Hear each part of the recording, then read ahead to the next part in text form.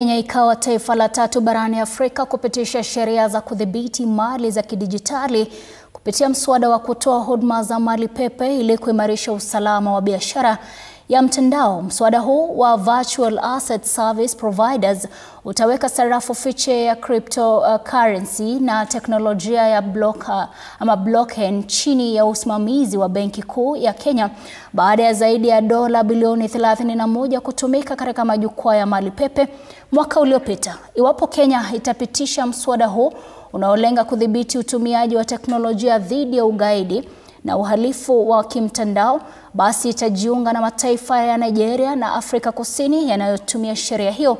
Haya yamejiri katika kikao cha umma cha kukusanya maoni ya umma ya wakazi wa Matuga huko kaunti ya Kwale kilichoongozwa na kamati ya bunge la kitaifa kuhusu fedha.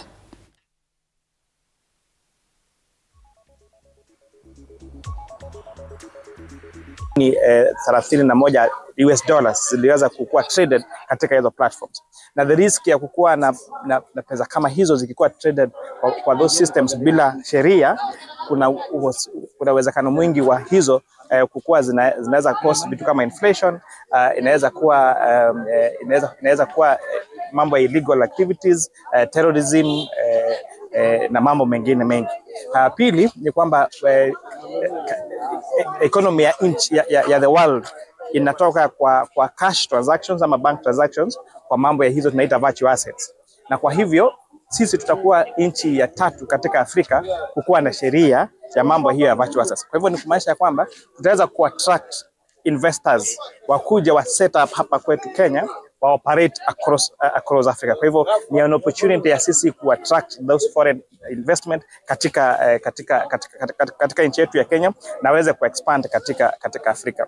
Kulingana na hii mswada wa fedha ni kwamba Kenya vile ulivyo tutaweza kuokota pesa takriban trilioni 2.7. Bajeti yetu ambayo tunajua huwa na miswada miwili ya fedha na mswada wa bajeti. Bajeti ni matumizi, fedha ni vile tutapata hiyo pesa ya kutumia.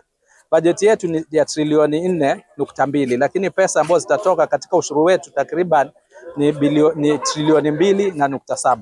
Na katika hizo ile kamati ya bajeti sasa imeweza kuanza kutoa madeni ambayo takriban tutalipa trilioni 1.1. Alafu zile zilizobaki ni mambo ya mishahara, alafu na zingine ni maendeleo. Kwa hivyo kitu ambacho labda kitaweza kisisonge sana ni miradi ya maendeleo, vile hatutaweza kuchukua ushuru zaidi. Lakini pia tujue hatuwezi kuendelea kuchukua ushuru wakati wananchi pia hawana uwezo wa kutoa, ama ni ile ukitoa zaidi pia ni kama vile unakamua ng'ombe mpaka inakufa badala ya kuwa iendelee kukuzalisha maziwa. Lakini kwa mwaka huu tutabidi tuweze kubalance mambo hayo mawili.